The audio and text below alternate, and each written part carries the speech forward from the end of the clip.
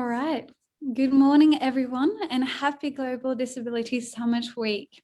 I welcome everybody to this GDS 2022 side event, which is being hosted by ADRA, Norwegian Association of Disabled, or NAD for short, Save the Children and Strømmer Foundation.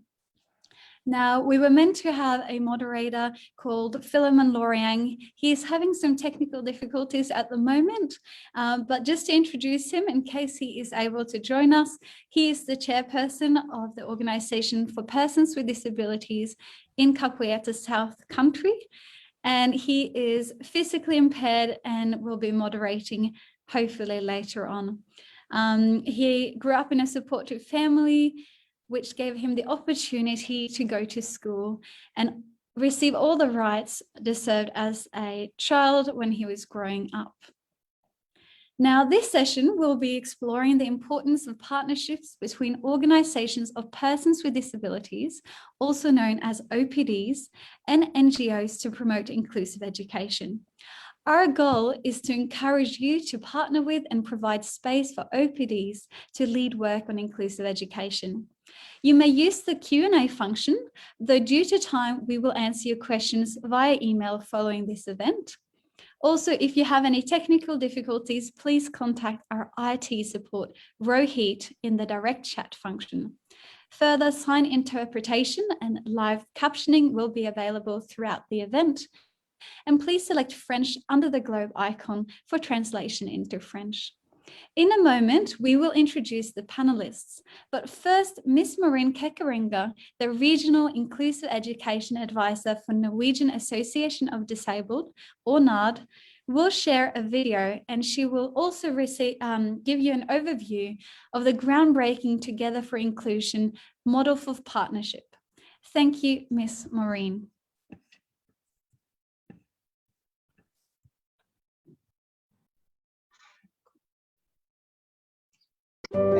Together for Inclusion, TOFI, is a consortium of organizations of persons with disabilities and non-government organizations that use the twin-track approach to address both the individual needs of the learners as well as the systemic barriers to inclusive education. Under the TOFI program, the OPDs are taking lead. They are no longer seen as beneficiaries, but as change agents that can advocate for inclusive education. So they take the lead right from the planning, the budgeting, and up to implementation level. The National Union of Disabled Persons of Uganda is the leading DPO in the capacity building of the mainstream partners and our local partners in the mainstream education sector. The sustainable measures put in place include improving school infrastructure, build the capacity of several local organizations, and we've also been active on the policy influence scene. Before TOFI coming in the school, teachers really had a negative attitude towards handling children with disabilities. Reason being, we were fearing on how to handle them. We didn't know how to deal with them. But due to the trainings we have gotten from TOFI, the attitude now changed from negative to positive. We are now able to warmly welcome children with disabilities and they feel at home. TOFI has renovated the school buildings, so buildings are now accessible. The uniqueness about the TOFI program is that there is cross-learning where NGOs are supporting OPDs to develop their capacity in as far as inclusive advocacy is concerned, as well as OPDs are bringing on board their unique experiences in as far as working with individuals with disabilities is concerned. Together with the OPDs, we have built very vibrant structures in the communities, for instance, the school inclusion teams, community mobilization teams. So we have made it in a way that the OPDs continue to monitor the structures. We all come together and promote and protect the rights of learners with disabilities.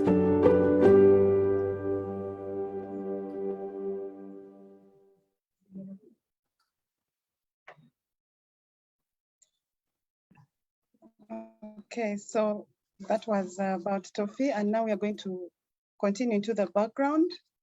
I'll just share screen now.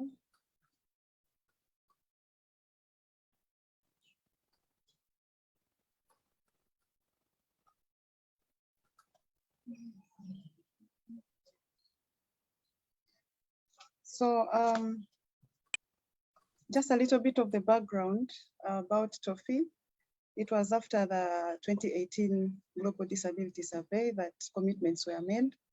And then NORAD announced a call for proposals. That was early 2019. And they put aside funds for persons with disabilities and disability inclusion.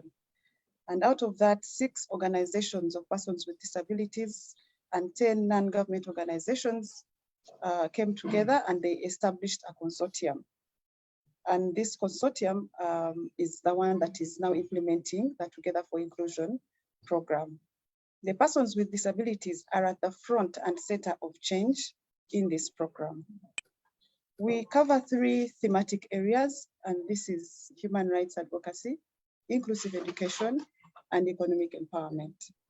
For this session, we shall focus on inclusive education and our DPO work in the Together for Inclusion program. So the countries that are implementing the Together for Inclusion program are Somalia, Uganda, Mozambique, Niger, South Sudan, and Ethiopia. We have the map of Africa showing where these countries are. Mozambique is in the southeast, Uganda is in the eastern of Africa, Somalia is in the extreme east of Africa, next to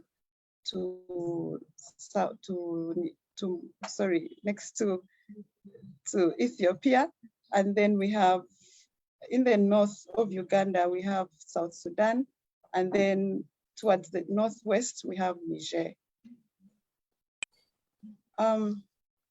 What are our principles as TOFI? As mentioned in the video, OPDs are in the lead. They are at the center of everything. And we encourage collaboration between the OPDs and the non-government organizations, because we believe that this collaboration will cause a large-scale change. We also use the right-based approach, and we empower persons with disabilities and strengthen them to become agents of transformational change. We also support governments to embrace inclusive policies and practice in this TOFI program. How do we strengthen the education sector? So in the TOFI program, we have a comprehensive teacher training program where we train teachers on inclusive education. It is not only theory, but we focus on learning through practice. We build their skills, then they go back into the schools and apply what they have gained. The modules that we use are co-owned by the teachers themselves. They are put together by the teachers and the trainers. So all material is co-developed, and therefore it is co-owned by those that will be using it in the schools. We recognize that the vital importance of collaboration and networking is embedded to ensure that teachers are not tackling inclusion challenges alone. So the issue of collaboration here in the TOFI program is key. They do not work alone. They work together up to the grassroots level. They work with communities. They work with OPDs. They work with other people who are interested in inclusive education at the school level. And our program for sustainability, we ensure that the in-service teacher training is closely linked to the pre-service training in this TOFI program. And then I would like to talk about how we've done our OPD work, how we strengthen their capacity building. We know that organizations of persons with disabilities may contribute immediate solutions, for example, giving us technical knowledge on Braille, sign language in a project. However, long-term systemic change requires advocacy for education, and therefore we build the capacity of the OPDs to be able to advocate for inclusive education at longer term level. We believe that education happens at the community level, and so we engage OPD members even at the grassroots level. So right from national to the grassroots level, all these are trained in inclusive education, and therefore advocacy starts at national and goes up to the community level.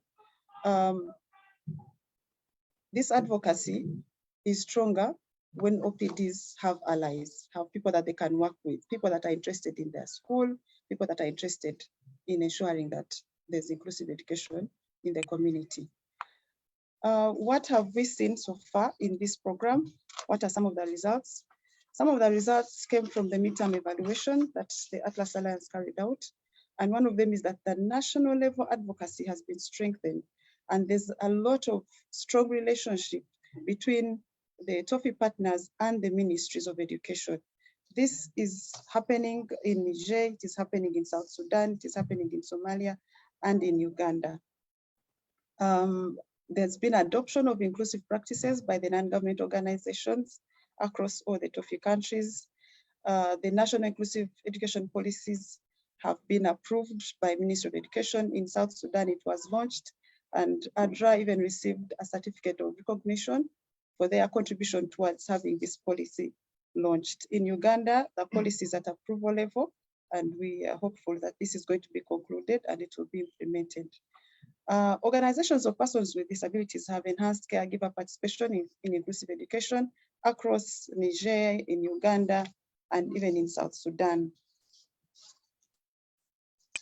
OPDs are able to also mobilize funds for inclusive education. They've learned a lot from the TOFI program. They've put systems in place, because to implement TOFI, you have to have systems in place. So they have put systems in place, and now they can compete and be able to seek funding elsewhere because of the changes that TOFI has brought. We've seen increased enrollment of learners with disabilities. This we shall see in the next slides. And then national inclusive education forums for stakeholders to discuss inclusive education have been established. In Niger, this has been done. In Uganda, this is happening. For example, the TOFI teams are part of the technical working group at the national level to discuss and plan for inclusive education programs. And in Somalia, the first disability network has been established. This is the first ever.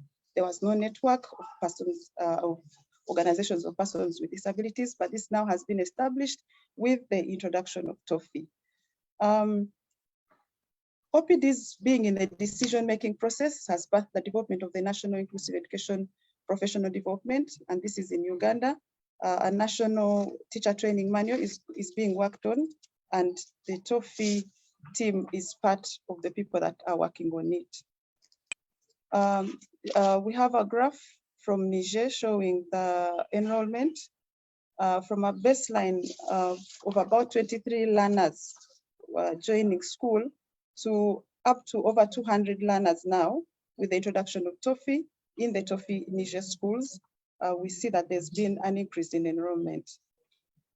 And then the next graph is for Uganda. There's been lockdown of schools in Uganda, and it has happened almost for the whole 2 years, although there was partial opening of schools. So there has been a decline in learners being in school. But when the schools opened this year, 2022, the numbers shot up. We are now over 2,000 learners have been enrolled. Learners with disabilities have been enrolled in the TOFI schools, and 40% of these are enrolling for the very first time. So we see that TOFI has really brought changes within our schools. What are some of the key issues to note?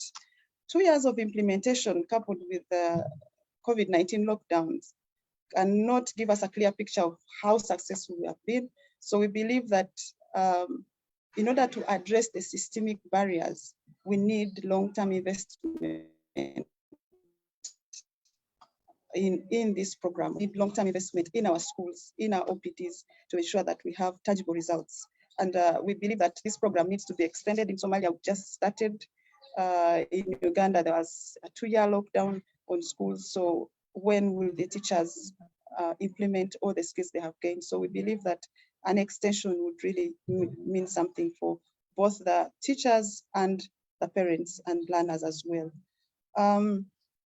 Sustainable participation of OPDs in development programs requires removal of all barriers to inclusion.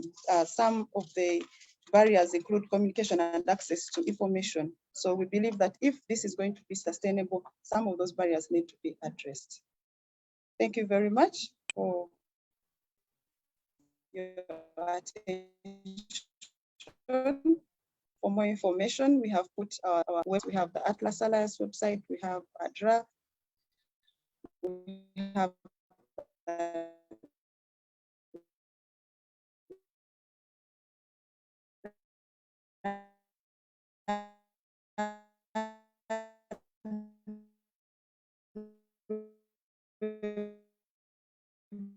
website.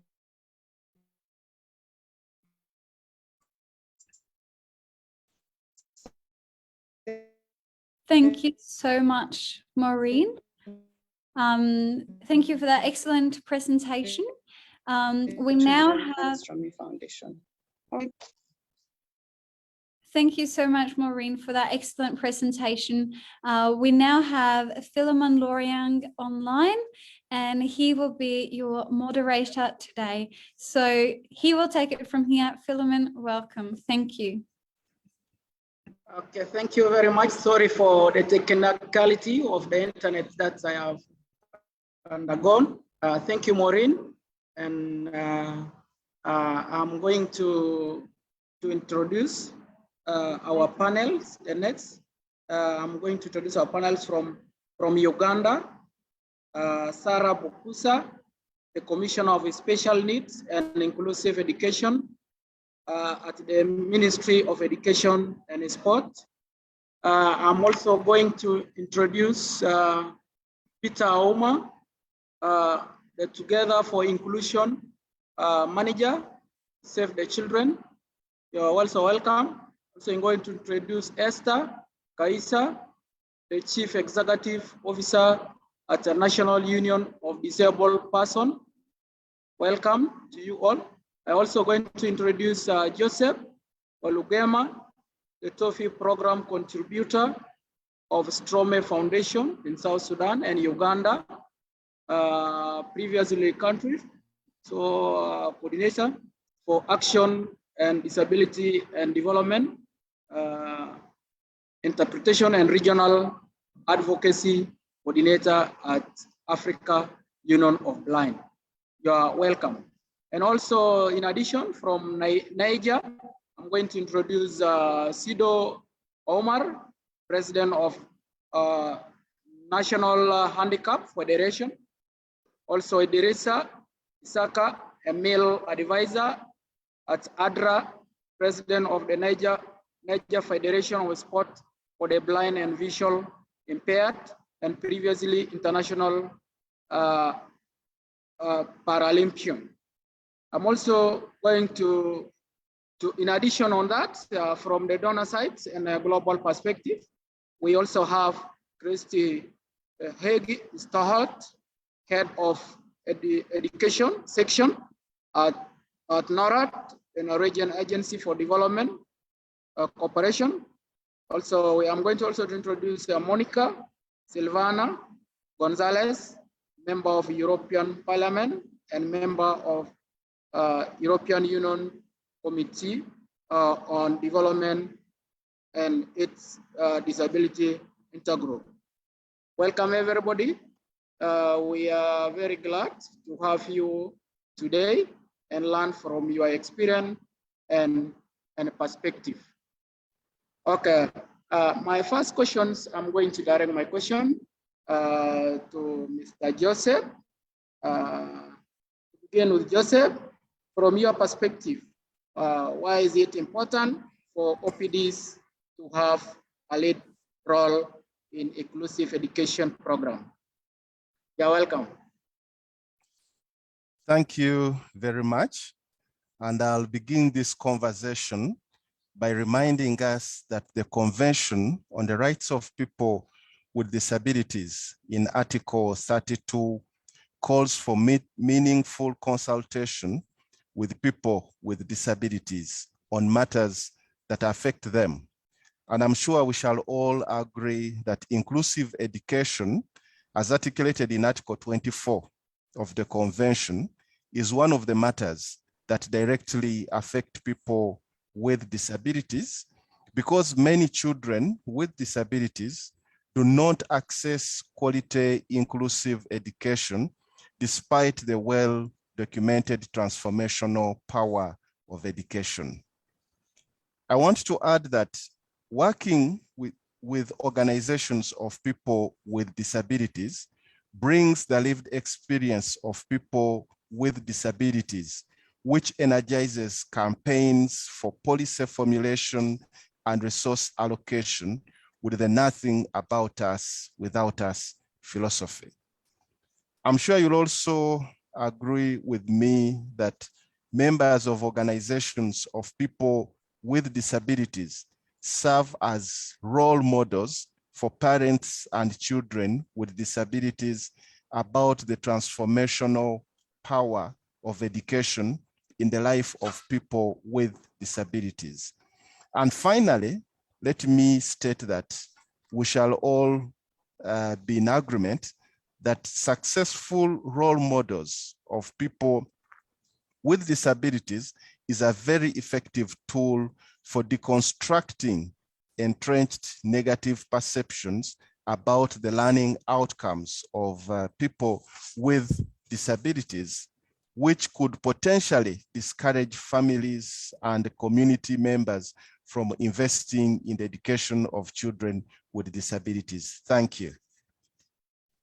Thank you your perspective, Mr. Joseph. Great to hear your highlights and the philosophy of nothing about us without us. What is your thoughts of, I'm going to direct my question to Mrs. Esther. What is your perspective on OPD's role in inclusive education program? You're welcome.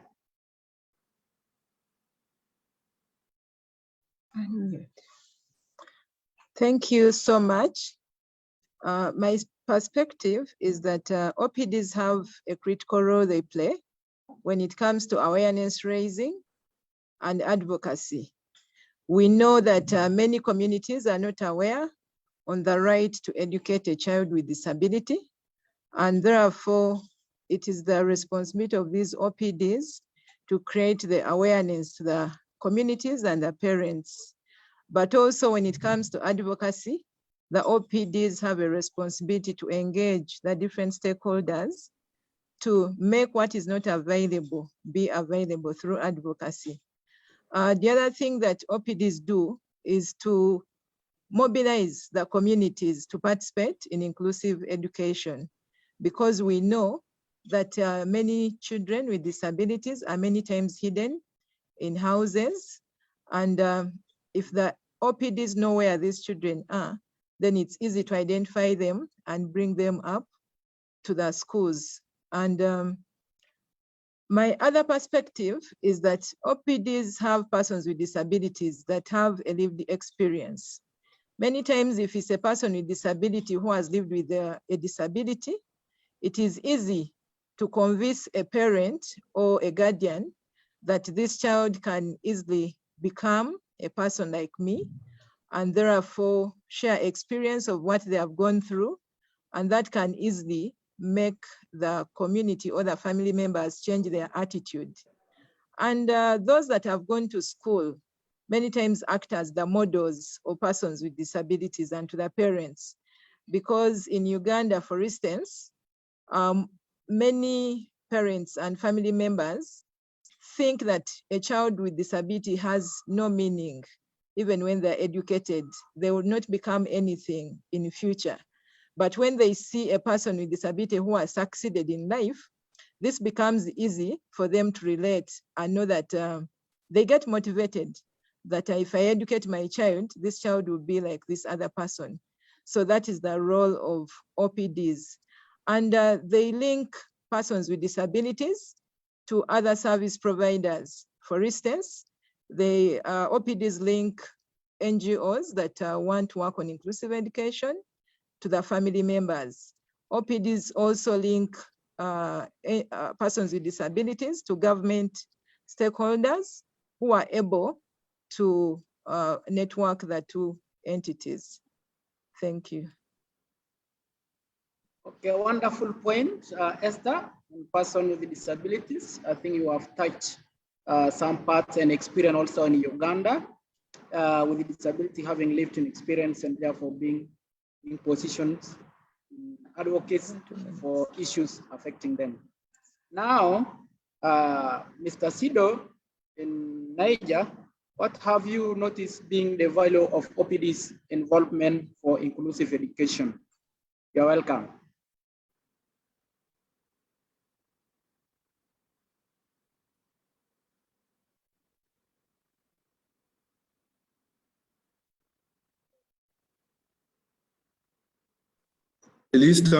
Et merci, monsieur le modérateur. Je suis très enthousiaste de pouvoir partager ces moments avec toutes les personnes handicapées du monde entier. Et pour vous parler du leadership des personnes handicapées, je voudrais partager 2 points. Le premier point, au niveau des écoles, pour vérifier l'accessibilité des classes, de l'environnement de manière globale. Et je peux vous garantir que nous avons commencé nos premiers audits avec TOFI et les audits se sont avérés tellement convaincants puisque non seulement on était avec les maîtres pour mesurer les dimensions des tableaux, des portes d'entrée, des toilettes, etc. Mais aussi nous avons amené un utilisateur de fauteuil roulant pour montrer aux personnes non seulement que l'environnement peut être mieux adapté pour les enfants handicapés et peut effectivement les permettre d'aller à l'école sur une même base d'égalité avec tout le monde. Et cela a étonné énormément les constructeurs des classes qui sont souvent étonnés du fait qu'on leur parle de ceci n'est pas accessible. Ils se disent mais pourquoi? Mais quand ils ont vu les utilisateurs de fauteuils roulants interagir avec l'environnement, cela a changé leur perception de l'accessibilité. Le deuxième exemple que je voulais prendre, l'interlocuteur qui vient de parler avant moi l'a évoqué, c'est le modèle que nous représentons dans les communautés. Par exemple, pour les écoles d'intervention de plan international avec lesquelles nous travaillons dans le projet TOFI, sur 6 communes d'intervention, on a prévu inscrire 300 enfants handicapés.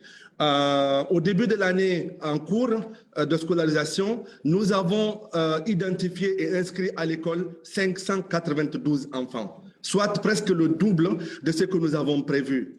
Et alors que quand on a commencé, les parents étaient très réticents et se demandaient comment un enfant handicapé peut aller à l'école, comment un enfant handicapé peut avoir des résultats. Mais lorsque nous, on s'est présenté dans les communautés et que nous avons pris la parole et que nous avons même démontré avec les ordinateurs à l'appui, les téléphones à l'appui, cela a changé la perception de la communauté. Et aujourd'hui, on peut dire que l'éducation inclusive est vraiment en route dans nos communes d'intervention. Et je pense que le leadership que détiennent les personnes handicapées, la capitale d'expérience que nous avons ne peut être trouvé dans n'importe quelle autre structure qu'avec les personnes handicapées. Et c'est à juste titre que la Convention, article 4.3, demande que nous soyons consultés et que nous puissions participer pleinement pour toutes les questions qui nous concernent. Je vous remercie.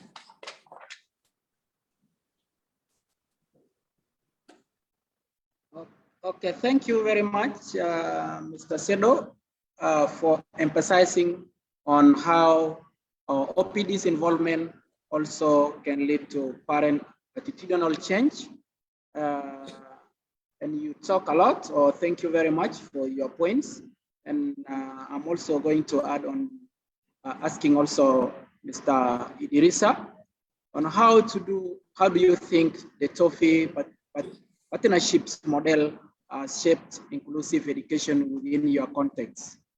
Welcome, Idris.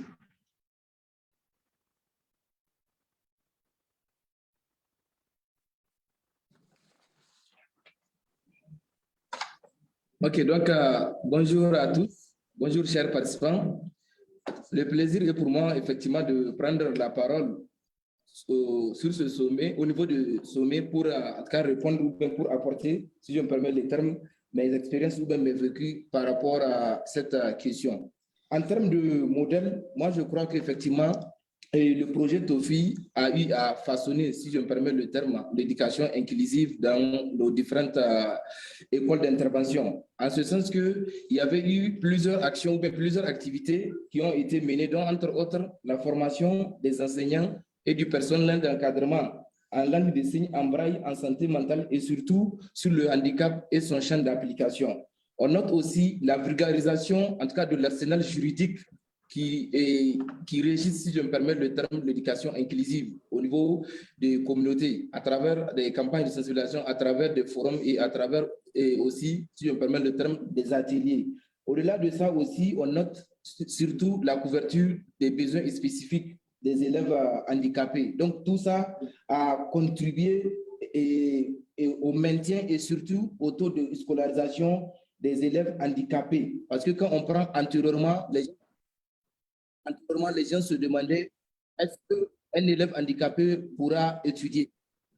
Mais avec la conséquence, avec la mise en œuvre du projet TOFI dans nos zones d'intervention, les communautés se sont rendues compte que l'élève handicapé peut effectivement aller à l'école et surtout étudier avec ses pairs à travers la prise en compte de ses besoins spécifiques. Au-delà de ça aussi, il y a les appuis en activités génératrices de revenus qui sont fournis aux communautés des personnes handicapées ou en lieu et place de la communauté générale. Donc tout ça a renforcé les capacités opérationnelles des parents d'élèves handicapés, chose qui va certainement contribuer à maintenir les enfants handicapés pour qu'ils puissent en tout cas continuer et étudier jusqu'au fin de leur cycle. Donc tout ça, nous avons aussi noté en tout cas l'engagement communautaire des populations. Cela aussi va certainement faciliter la durabilité du projet. Je vous remercie.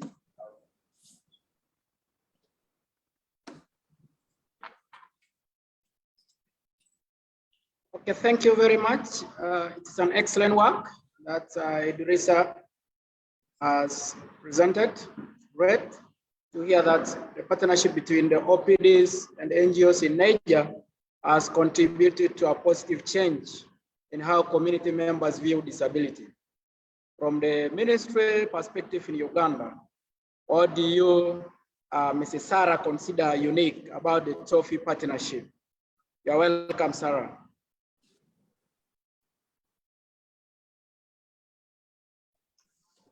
Okay, thank you so much. What we consider in Uganda, and especially the Ministry of Education and Sports, that is unique with the TOFI partnership. There are quite a number of them. One of them is that the issue of exclusion, when you compare the way TOFI handles the issue of exclusion in relation to what other partners are doing, for them, for the TOFI program, it's very different. And different in a way that TOFI handles issues right from the top to the lowest person at the grassroots. In TOFI, we have the school inclusion teams because we're working with them directly with the schools. And in those school inclusion teams, these are the local, part of them are the local teachers within the locality. They do work with the children themselves, the parents, the religious leaders, and everybody within the community. And through that partnership or working, they are able to identify learners with special needs. And they do not only identify, but encourage them to enroll in school, stay in school, and also improve on the school environment. Like Maureen echoed earlier on, in Uganda, we have realized an increment of these learners as much as we have been in the lockdown.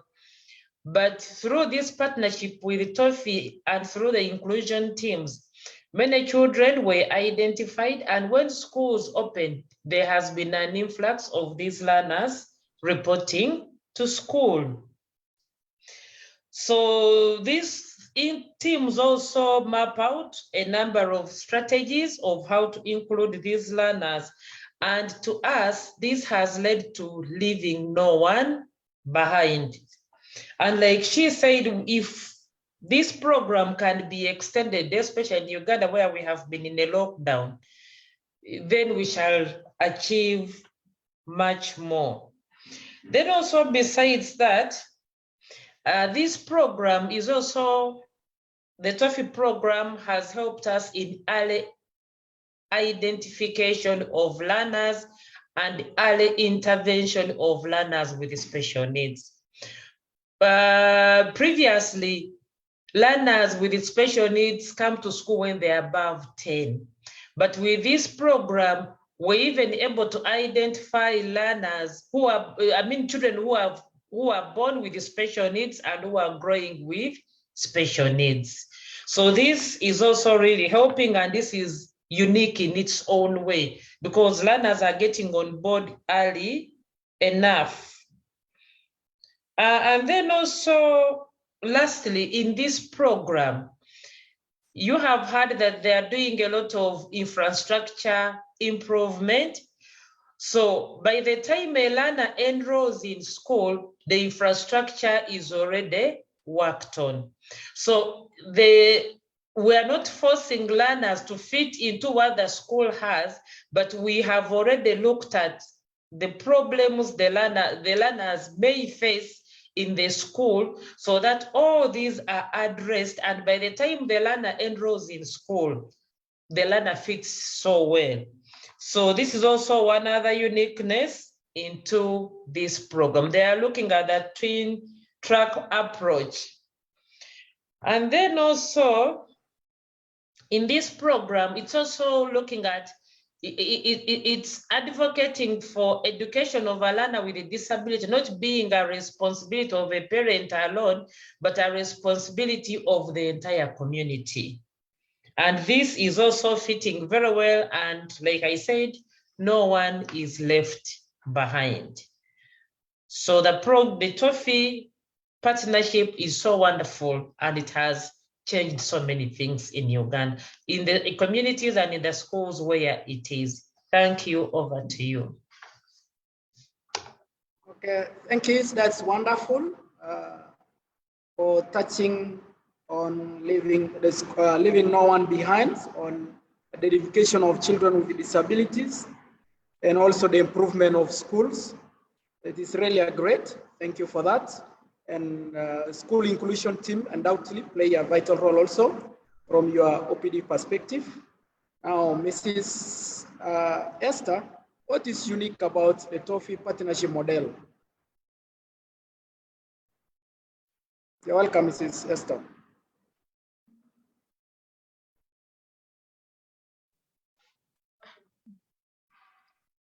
Thank you very much. The TOEFL program is a unique one in a sense that it has so many partners that it brings on board right from the grassroots. We see the participation of OPDs at different levels, and this makes it a unique arrangement compared to the other programs that we have had on inclusive education. And what is also very unique is that the TOEFL program brings the understanding of inclusive education from just taking it as special needs education, but cater for all children, including everyone that is marginalized in the community. So this makes it unique in a way that previously, before the TOEFL program came in Uganda, the understanding was that special needs would only refer to children with disabilities. But the TOEFL program has taught us that inclusive education does not only focus on children with disabilities, but it focuses on all other children. What is also interesting with this program is that we learn from one another. The OPDs, especially in Nudipu, comes in with a disability perspective, but the other actors like Save the Children, like Stromy Foundation, learn from Nudipu on how to do disability inclusion. This is one key aspect that we are getting to know what is there for each group. The other, we get technical guidance from the technical organizations, but they also get the technical guidance from us. And what is also interesting with TOFI is that the structures that have been formed have made everyone participate in inclusive education. The communities are there, the district unions or the OPDs are there supporting the children. We also see the renovation of schools happening, the accessibility issues dealt with, and this makes the program very unique compared to other programs that we have had in Uganda. Thank you. Okay, that's great. That's great points, Ms. Esther. Now I turn over to Mr. Sido in Nigeria. In Niger, sorry, I mean. What do you consider valuable about the TOFI partnership model?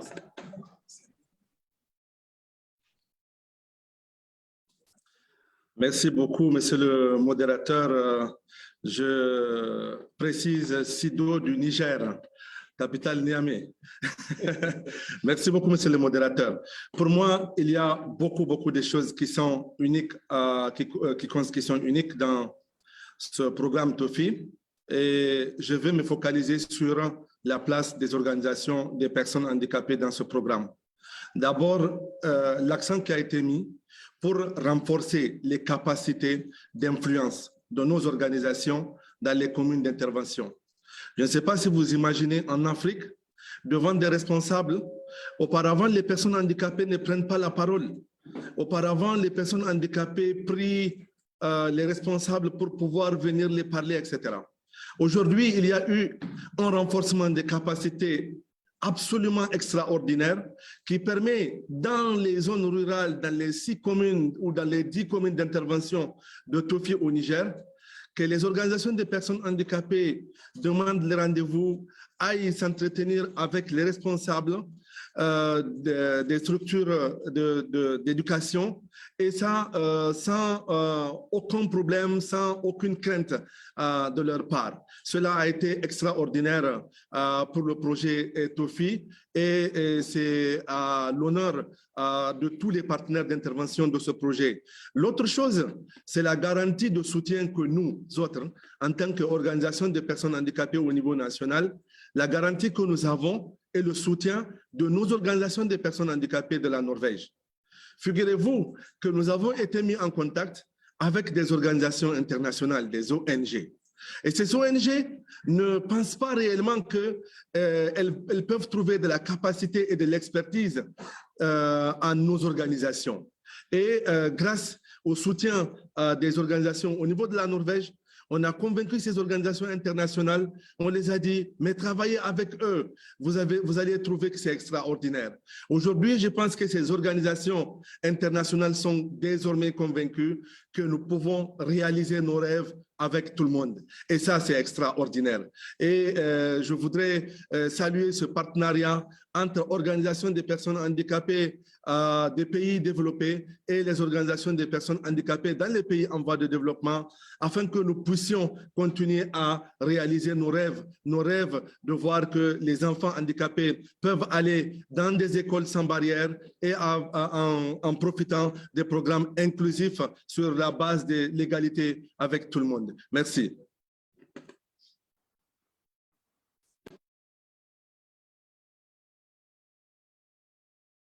Thank you very much, Mr. Sido, for appreciating our donors as Norwegians, which are giving us support. To stay in Niger, what specific example do you, Mr. Idrissa, have on ways in which OPDs have been heavily involved in Project Cycle? Welcome, Mr. Idrissa.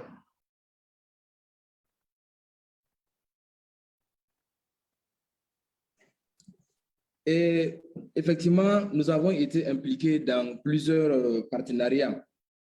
Donc, au-delà du projet TOFI, nous avons été en tout cas impliqués dans le partenariat avec le projet SIC, parce qu'il ne faut pas perdre de vue que le projet SIC aussi dispose d'une composante éducation inclusive. Donc, ce partenariat, en tout cas, a permis de façonner la mise en œuvre axée sur l'éducation inclusive. Donc, cela m'amène à dire effectivement que le projet TOFI est venu renforcer pratiquement le projet Six Sahel qui avait eu à effleurer, si je me permets le terme, l'éducation inclusive pratiquement dans les villages d'intervention. Donc, c'est pour cela que Tofi est venu, en tout cas, compléter, pratiquement couvrir de façon spécifique l'éducation inclusive, corriger, pallier, si je me permets le terme, toutes les lacunes qui y sont axées en matière d'éducation inclusive. Et cela aussi, en tout cas, les résultats, pratiquement, les résultats sont tangibles, les exploits sont là, au grand bonheur des communautés dont nous avons en charge de, comment on appelle, de conduire au moment de la mise en œuvre des différents projets. C'est parce que quand on prend au niveau de ces différents partenariats dont nous avons été impliqués, et nous avons eu à mettre en œuvre des activités, c'est-à-dire des jeux paralympiques et sport. C'est-à-dire parce qu'on ne peut pas aussi parler d'éducation inclusive sans parler du sport. Donc, il y avait eu des célébrations qui ont eu lieu au niveau de Dargol et de Balayara. Donc, notre fédération dont je suis le président, nous avons eu à participer et nous avons démontré. Donc, les communautés des villages, en tout cas, étaient surprises. Et aujourd'hui, nous avons les résultats pratiquement avec la mise en place des cercles de soutien que Tofi a eu à faire pratiquement aujourd'hui. Dans tous les villages cibles, pratiquement, il y a ces cercles de soutien, il y a cette promotion du sport des personnes handicapées qui constitue un facteur déterminant de l'éducation inclusive et aussi de l'handicap et de ce champ d'application. Je vous remercie. Thank you very much, Mr. Idrissa, for elaborating more, also on the sports. Now I'm turning back to Uganda for Mr. Peter.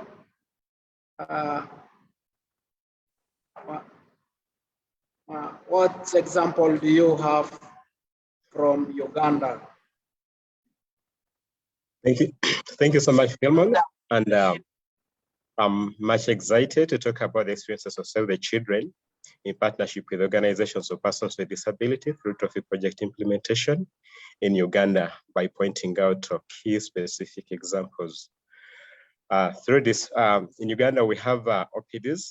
They have been highly engaged in providing key and valuable support to the organization, to the project, especially in project monitoring and also project implementation.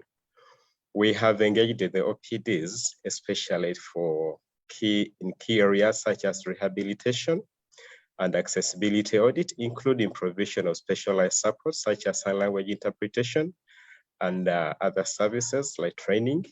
For instance, under one of the offices, we have a sign language interpreter on call provided by the OPD. And in case of any need for such services, we're able to get the service within a short time. We also have a strategy that we're working on where we have members of the OPD engage project staff on basic sign language training and other services. This will make communication easier for the team.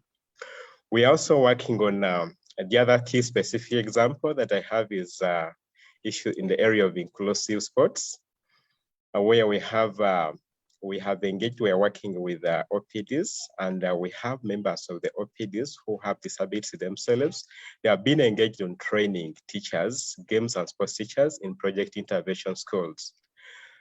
This is a very unique activity, and it has brought out a lot of attention in the community, where members come out, the community come out to see persons with disabilities training those without disabilities, and it becomes more exciting even when they see children with disabilities actively engaged with those without disabilities in the schools.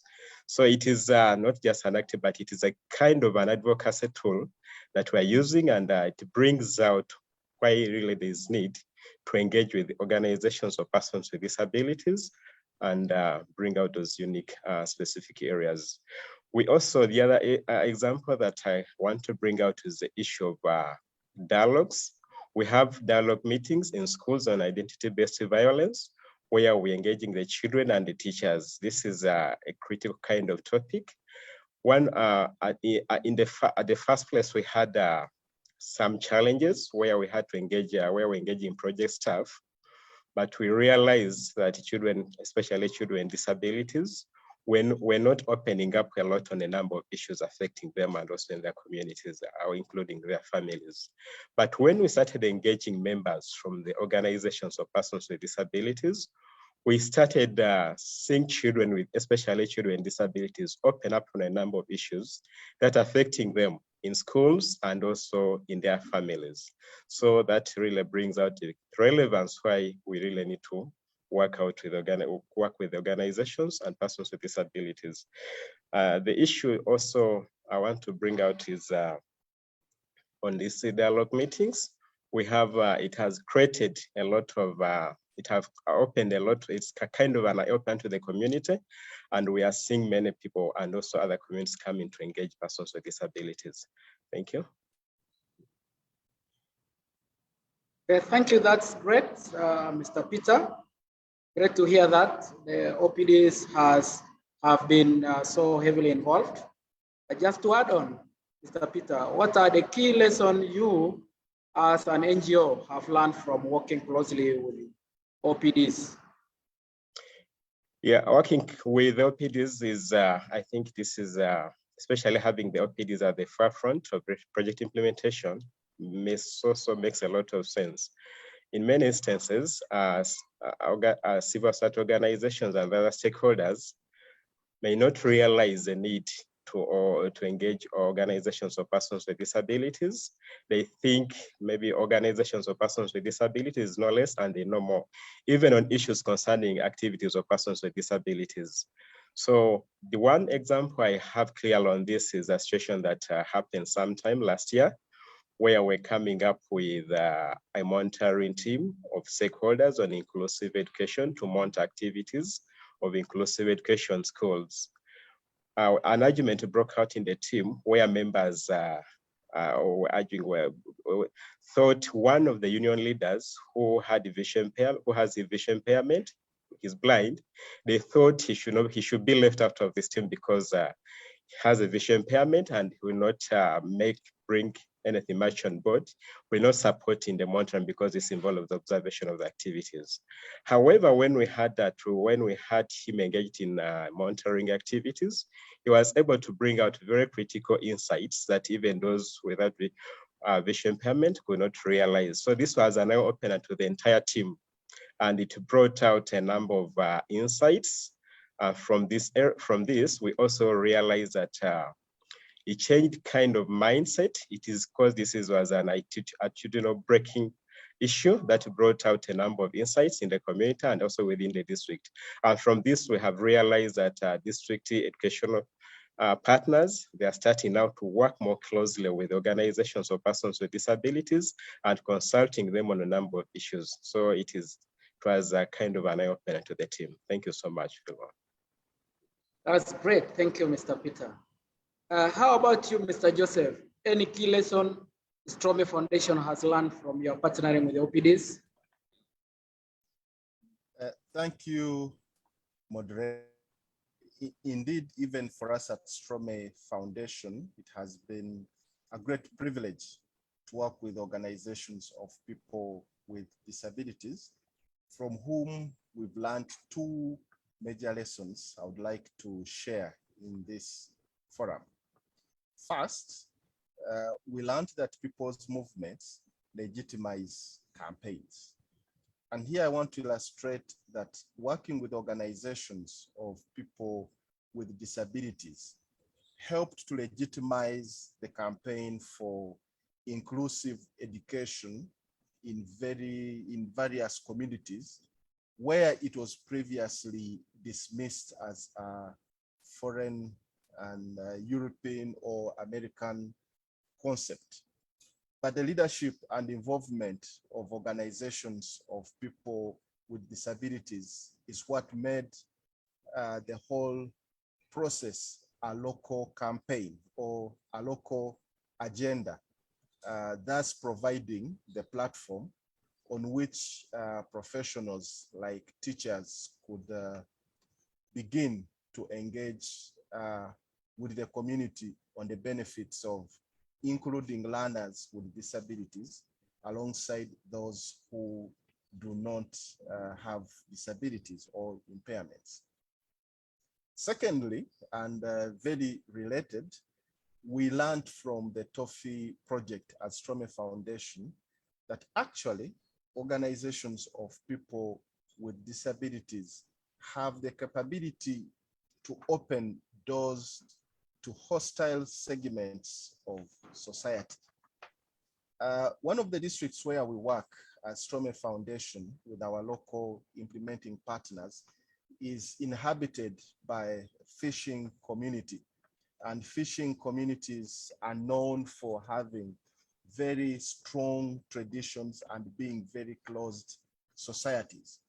But the leadership of organizations of people with disabilities open doors to structures of that community, like the traditional leaders and heads of families, which in turn provided the springboard on which professionals like teachers could safely and comfortably engage and provide alternative information about the negative belief systems which previously had impeded development processes like inclusive education. So basically, those two lessons, I think, make it every worth the effort that has been to work with organizations of people with disabilities in the TOFI project. Thank you.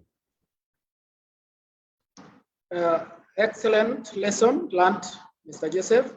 Shifting mindset is no doubt key to change. Now over to you.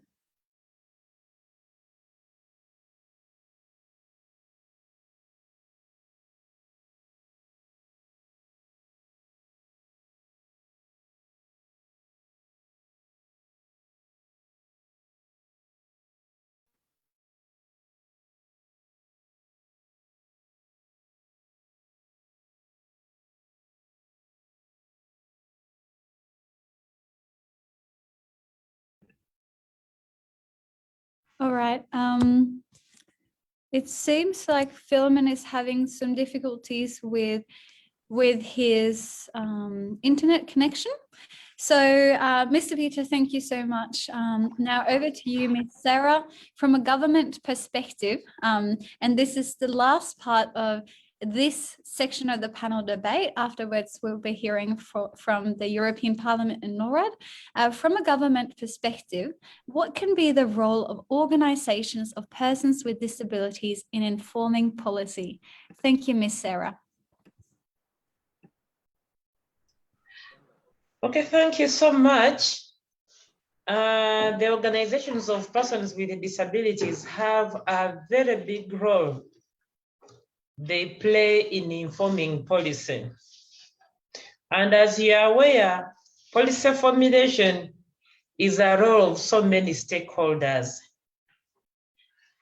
Like for instance, in Uganda, when we've been working on the National Inclusive Education Policy, up to where it is now, different stakeholders have been involved, and especially organizations of persons with disabilities. Right from the beginning, we had consultations at regional levels and at every level that we have had. We have had persons with disabilities being involved, and these persons are from their organizations. They have played a big role in planning, in identifying the needs, and also giving us the priorities. And above all that, they have also done public awareness and have also advocated for a change. As we were having delays into having the policy approved, organizations of persons with a disability have been to every office that is concerned with the approval of this policy to ensure that this policy is approved within time and later implemented. So they have really played a very big role to inform the policy itself and also to have it concluded.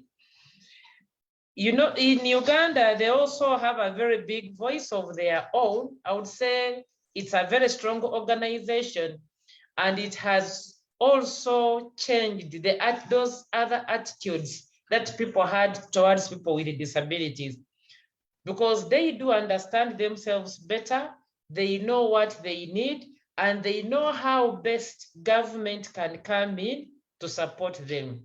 And the other one that I would also want to talk about is, like, especially in government, you know, most of the devices and other things that we use in schools are very expensive. So during our planning, and then when we mention the costs of some of these devices, sometimes people come up to say, no, but they are very expensive. But with these organizations coming up, when they speak, they listen. And that is how we have been able to move as Ministry of Education, as government, to do the many things that we have done. It has been because of their support. It has been because of their voice. And then we besides that,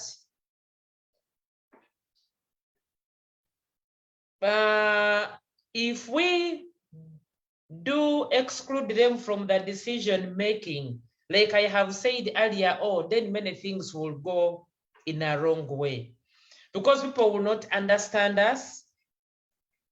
But when they come up to speak for themselves, they show it practically, they show it to us where it has worked and what can work best for us. And by doing that, it gives us a better perspective of understanding issues of persons with a disability, and hence better planning and better implementation of those the different strategies we have put in place. So they are very critical in public policies, in the programs, and with them is when we can have programs that are responsive, that are effective, and by doing that, we shall be giving people with disabilities their rights so that they are also able to function properly like the rest of the citizens in the country. Thank you. Over to you. Thank you. Thank you very much.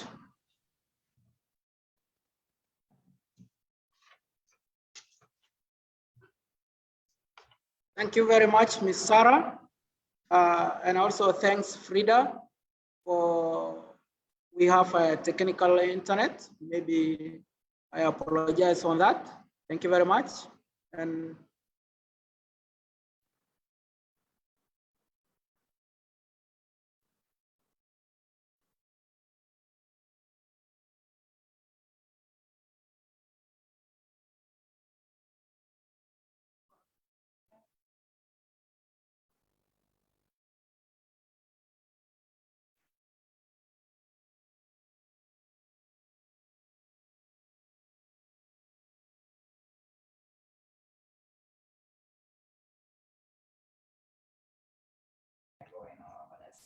All right. Philemon, are you there? yes, I'm there. Thank you. Go ahead, please.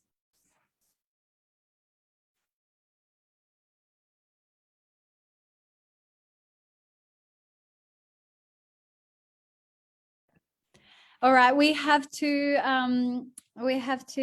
move on now. Mr. Philemon, just come in when you're ready. So again, nothing about us without us. Now, we have heard about the value of OPD engagement from the organisations of persons with disabilities themselves, as well as the NGOs with which they've partnered.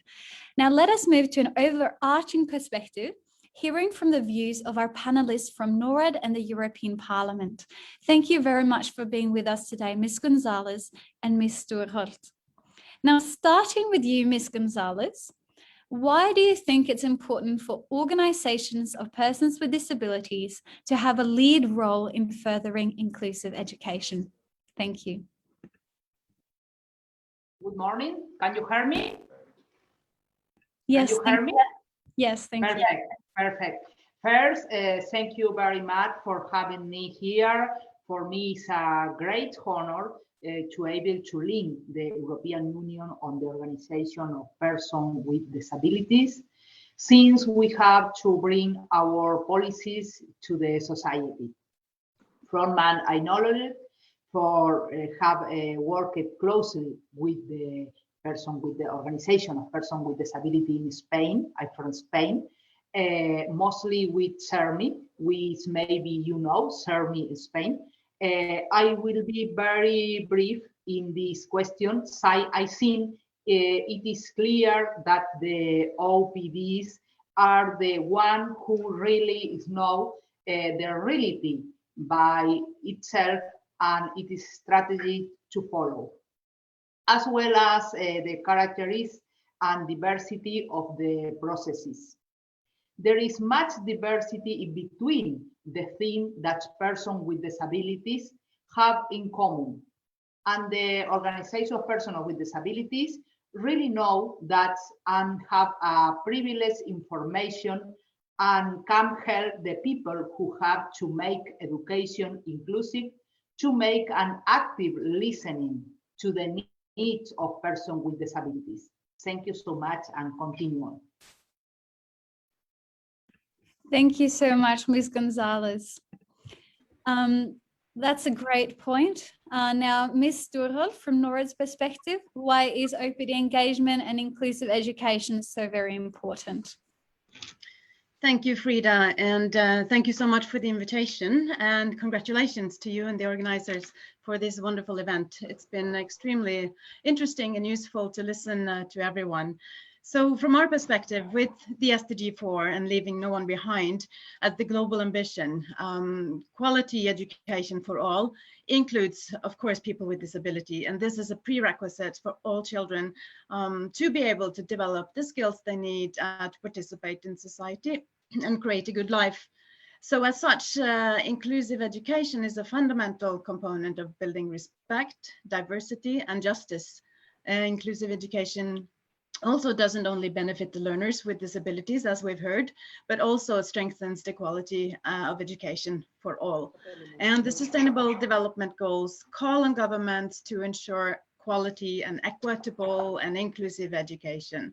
For NORAD, the normative human standards and the ideals and goals provided by the UN Convention on the Rights of Persons with Disabilities continues to be the key reference for our efforts. So as we'll hear more about in the main sessions of this summit over the coming 2 days, people with disabilities are more likely to be excluded from and within education services than their peers without disabilities. UNICEF, for example, recently estimated that people with disabilities are 49% more likely never to attend school. And this is a major challenge for reaching the Sustainable Development Goals and ensuring that no one is left behind. Furthermore, the importance in itself is to build a strong, vibrant and diverse disability community, and this is a value in itself. It's not only fundamental, it's also fundamental to achieving dignity and equality for persons with disabilities. The community is crucial in securing representation, voicing the interests of people with disabilities, and sharing their own expertise on the lived experiences. And they are, of course, the experts on their own situation, and this expertise needs to be used. Engaging OPDs in education services can, for example, support greater awareness of barriers for learners with disabilities and promote enrollment. Excuse me. I think I will end there. Thank you very much. Thank you so much, Ms. Sturholt. Very much appreciate your insights and very important points. And the TOFI partnership has definitely fostered mutual learning, capacity building in this way as well. So then, Ms. Gonzalez, what do you think is the added value of OPDs in bringing, what added value do they bring when collaborating with mainstream organizations? Thank you. Hi, thank you. Organization of persons with disabilities bring added values that is determined for our objectives. The diversity make particular ways to interact with the environment, and this is fundamental in the dynamic. The ways that we all, person with disability in particular, interact is different depending on the familiar or an education context that they grow up. That is why it's very important to combine integration with individualized education. When co-living is mutually satisfactory, we can start thinking about real inclusion. The way to complete autonomy is a process. Energy should be dedicated to strengthen the potentials. The diversity gives we all more security. In this line, I working in Spain, trying not to proliferate the construction of a special education school. Prefer the normal school, including the person with disabilities. Thank you. Thank you very much, Ms. Gonzalez, for sharing your perspectives.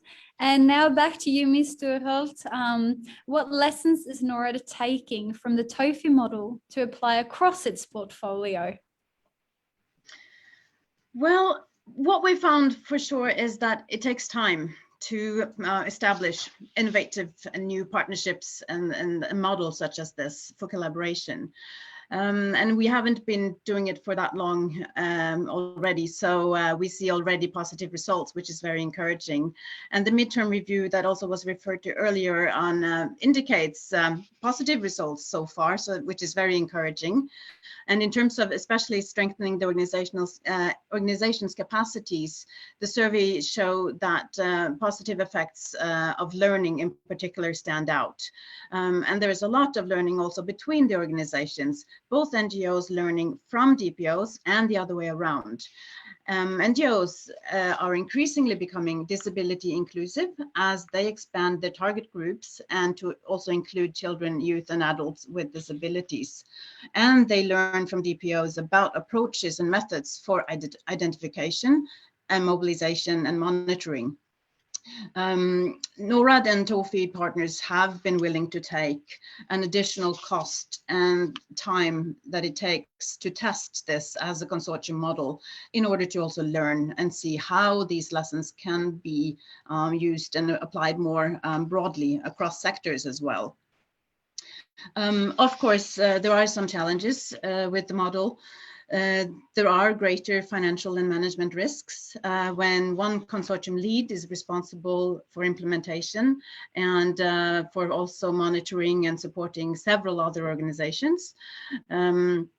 And with the communication then and linking back to NORAD as the implementing agency as well. So the monitoring and control systems can be extensive and time consuming, and we appreciate that. We also try to simplify and improve as much as we can the type of reporting system for the benefit of actually being able to document the impact that we are making together. But we think it's still worth it because of the value added of the activities on the ground. And we also see the additional synergies that several of the panelists today also have pointed out, that this is creating strengths and capacities beyond the program itself.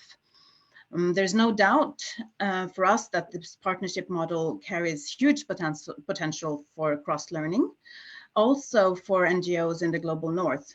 It's great to see examples of mainstream organizations such as Save the Children raising the bar for their own organization and using the experience and expertise from their OPD partners in other programs. So as a donor, NORAD can help in facilitating and testing such consortium models, and with the aim of using these lessons as an inspiration also for other partnerships. And this partnership is an organic collaboration where it's fundamental also that the NGOs and the OPDs see the joint benefit in the close collaboration. And my impression also from listening to you today is that this is very much the case. We also take note that donors, of course, are responsible also for contributing to sustainable modes of operation and long-term predictability. This point is well taken. When it comes to mainstreaming of disability inclusion in NORAD's portfolio,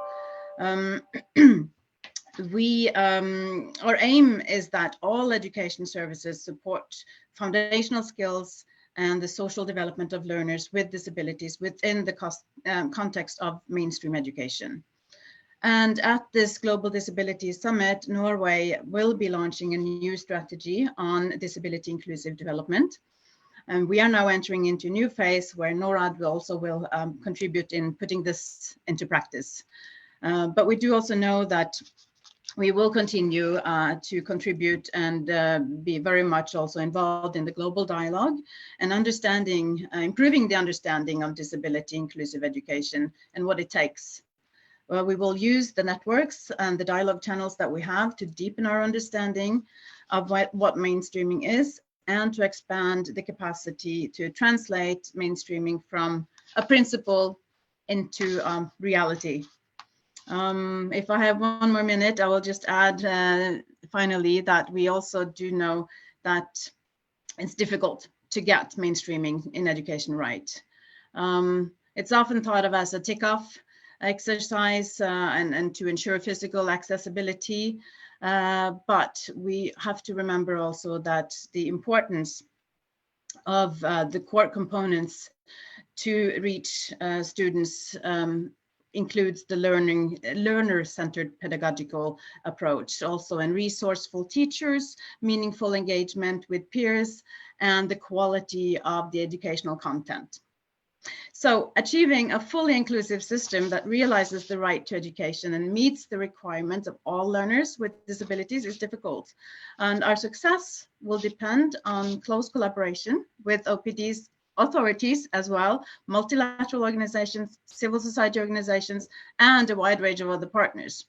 So we look forward to continuing the conversations on OPD leadership and inspire new partnerships to ensure inclusive quality education for all. And thank you so much for leading the way and for what you have shared today. Thank you. Thank you so very much, Ms. Storholt. Wonderful to hear how NORAD wishes to mainstream inclusion. We're also very much looking forward to continuing this conversation. This is only the start. And now we're a little bit over time, but I'm hoping we can have the last question in, and this is finally for Ms. Gonzalez. Now, TOFI, or the Together for Inclusion partnership model, has been primarily focused on the African continent. Now, do you have any examples to share from a Latin American context, knowing that you're very passionate about that area of the world? Thank you. Thank you, Frida, and this question really touched me, saying I am Spanish, but Latin American in origin, and I'm from Argentina. One of my most important tasks at the European Parliament is to bring together experience and a good practice from both sides of the ocean. If in Europe it's important to involve OPDs in the policy making for inclusive education, it is much more important in Latin America. Wide more fragile state and less infrastructure. These gaps are usually covered by OPDs working directly on the ground. As you may know, Bridging the Gap was a pilot project implemented by the EU on disability matters in 2 Latin America countries, and was really successful. It ended in 2020, and during the last year, I have been working hardly to include this program in the new programming of the new instrument of development cooperation in DCI. the name of the new instrument. Also, the organization are working most closely with is Fundación 11, based in Spain, but which has tie link with organization in Latin America to foster the inclusion of persons with disability in the continent. For example, before the pandemic started, I had the opportunity to visit a project in Montevideo, in Uruguay country. Thank you so much. Wow, that's excellent. Thank you so much for sharing of your experience and for really championing this this theme as well. Now, lastly, I want to thank everyone for sharing your valuable experience in this panel and for paving the way for models such as Together for Inclusion to be adopted worldwide. We hope the motto of nothing about us without us will ring true in education and development work moving forward, and that space will be created for OPDs to lead this work. After all, their lived experience and insights are invaluable. Thank you again to our speakers for sharing their experiences and to everyone who has joined us this morning. Enjoy the Global Disability Summit and thank you again. Hello. Frida, thank you so much. Thank you. Frida, thank you. Frida, are you there? Yes, one moment, please. Thank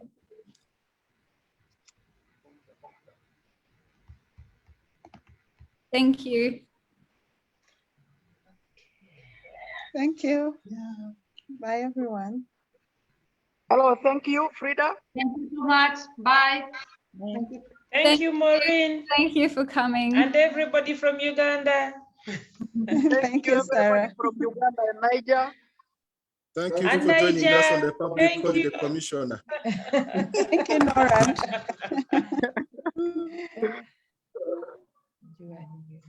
Thank you, everyone. Yes. Thank you.